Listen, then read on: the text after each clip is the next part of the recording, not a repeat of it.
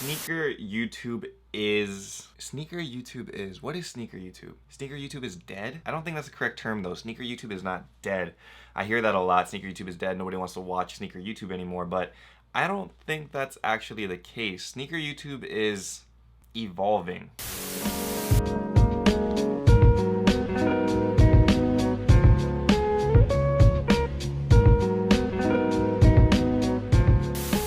Aloha YouTube, what is up? Untied Hawaii here, coming at you with another video. In this video, guys, we are talking about sneaker YouTube. We are talking about things that people don't really bring up sometimes, you know, like a lot of people I see that talk about sneaker YouTube, typically they more kind of are frustrated, I guess, with like the state that things are in. But I kind of see it from a different light. I don't think that sneaker YouTube is dead. I don't think that content is getting stale.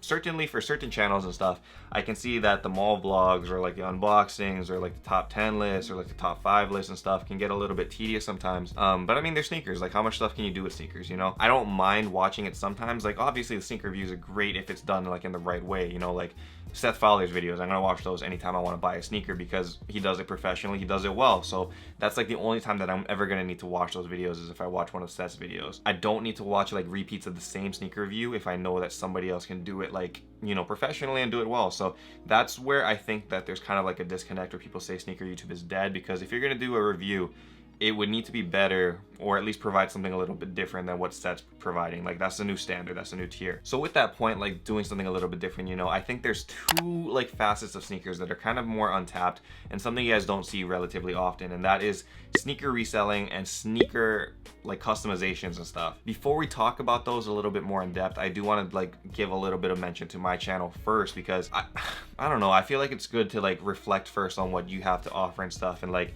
are you actually falling into what I'm talking about? So the Untied Hawaii channel, we can all agree that the main content that I provide on this channel is mystery boxes, sneaker mystery boxes to be exact. I've been doing beater boxes from like day one, almost 3 years ago, and we've been doing those pretty much on like a consistent basis. So that is where my standard is at. And you know, I got really lucky with mystery boxes because those can get a little bit tedious as well. And I know a lot of people have had it with those videos and stuff already too, but the thing with the mystery boxes is that, and what I'm really blessed with, is that mystery box content is always different, because that's the nature of a mystery box, man, right? Like, if it's a mystery box, you don't know what you're gonna get. It's like the equivalent of opening up like a pack of Pokemon cards or something, man. Like, the rush that you see like having like a different outcome every single time is like cool, you know, it's different, it's something unique. So even if you've seen a mystery box video before, it's guaranteed almost that you haven't seen that exact like pack, or you know, that exact like set of shoes, because there's like no way, there's so many combinations and stuff that it probably will not happen that you'll see the exact same box being opened on a different channel,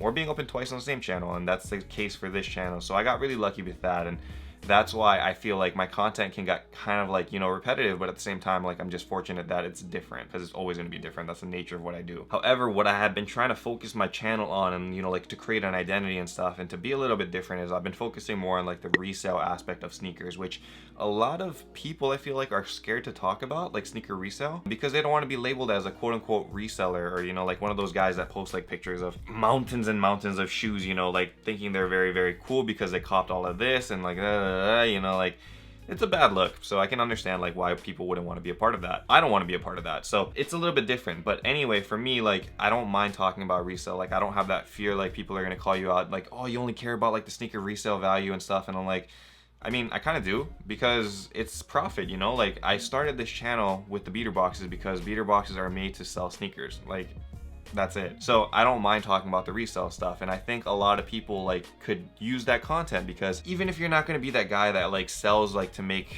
you know, absorbent amounts of money and stuff, it's always good to be able to like learn how to just sell like even 1 or 2 sneakers. Every sneaker can be resold at some point in time, and I think that's important. And I think it's important that people learn that you don't need to just throw your shoe away after you're done with it, because it might be like, you know, good for somebody else, obviously if it's not super beat and whatnot. And that's why like I love GoDap. That's why I love talking about like how I cop stuff for steals, how I can save money on sneakers. So anyway, I have like the Art of the Flip series, which I'm hoping to like bring back soon, so you guys can see like even more reselling stuff. I do the unboxings and I show you guys how I save money and stuff. And I think that's unique because you don't see too many resale channels. I know 2 off the top of my head that are actually really good channels are Keith Adam. If you guys have never watched Keith Adam, I'd highly recommend you guys check him out. He provides a lot of information on like how to cop shoes for retail, like how to like work drops and stuff, tips and tricks and stuff. And he focuses like literally only on sneaker resale, which I think is unique because not many people did that, like I said. The second guy that I've been seeing do a little bit more is this guy Botter Boy Nova. I don't watch his stuff per se. I mean, he seems like a cool kid, but for the most part I don't bot sneakers, so it's a little bit different. So it's like two ends of the spectrum, you know, like Keith Adam, he tries to show you guys how to do it without bots.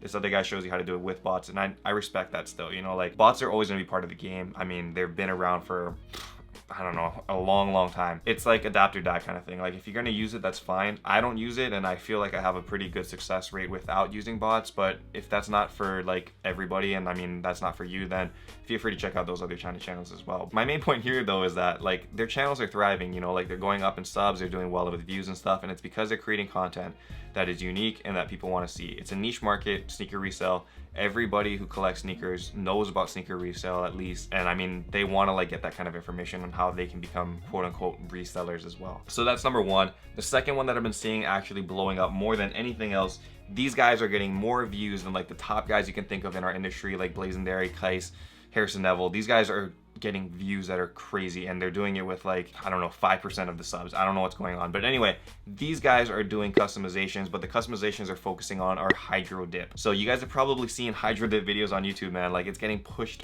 crazy on YouTube. I don't know what's hitting the algorithm or whatever, but these videos are blowing up, man. Like AOV TV, 141,000 subs. Checking out some of his views, 2 million views, and this is in the span of like a couple weeks. 2 million views, crazy numbers. Sam Elixir, I don't know what that is, whatever. 100,000 subs, 3 million views on this video. 3 million views, guys. Hydro dipping. I don't know what it is, but it's going crazy. Another guy, a little bit bigger, Marco. He's pulling in views like on a monthly basis. If you took your top 3 favorite YouTubers and you put their views together, Marco by himself with like, you know, more limited subs has been crushing numbers, and it's because I don't know what's happening. His like thing is like blowing up, and I am super stoked for it because he's doing like customizations, you know, like something people want to see. I know hydro dipping is a little bit played out. I've been seeing like a lot more YouTubers actually like jumping on the hydro dip train recently, which is unfortunate, you know, because these guys created their own little niche and then people are kind of like invading it. And I think that's why people have a problem with like sneaker YouTube, because it's like always content copying and stuff, which it happens, it's fine, whatever, capitalize where you can, right? But these guys are like actual like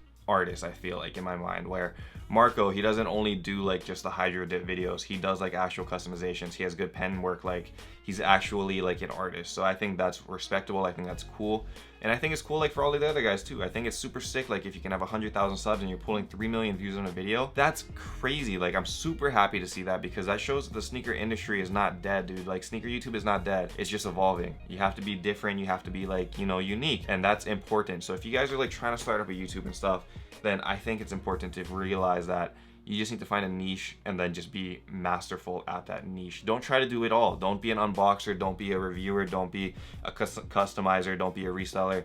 Pick something you want to do that's, you know, relatively undone, and focus on that. The reason why Kais Omar blew up in the beginning is because he did sneaker comedy, Sneakerheads Be Like, you know, that series. That is why he succeeded so well, because he did something that was unique and something that people wanted to watch. People watch that stuff because you can't see that content on any other channel. It's unique to his channel. Some people bring like, you know, comedy and humor and stuff to sneakers, but not the way Kais did it with like skits and stuff. So if you guys are trying to make it, man, focus on like sneaker comedy and stuff, man. Bring it back, because I don't see too much of that anymore. And again, if it's just one guy doing it, there can be a couple more guys on that same train. So just be unique, do something a little bit different, and don't be scared, man. Like it's not dead. It's not a dead industry. It's not too late to start sneaker YouTube. You just got to be a little bit more creative. So that is it for my like long-winded video, man. I didn't think I was gonna be talking that much about sneaker YouTube, but I think it's important because I don't like that stigma that sneaker YouTube is dying and like these creators all suck and stuff, because I think there's a lot of guys that have like great content on here, and I think they do it in a way that's just like very, very cool. Think about what you guys watch, and then think about like, is it really dead? Because I don't like that term, and I hope we can kind of like move away from that, because I don't think sneaker YouTube is dead, and I don't think it will die. I don't think like there's ever going to be an end of sneakers. There's always been like a love for sneakers, and I mean,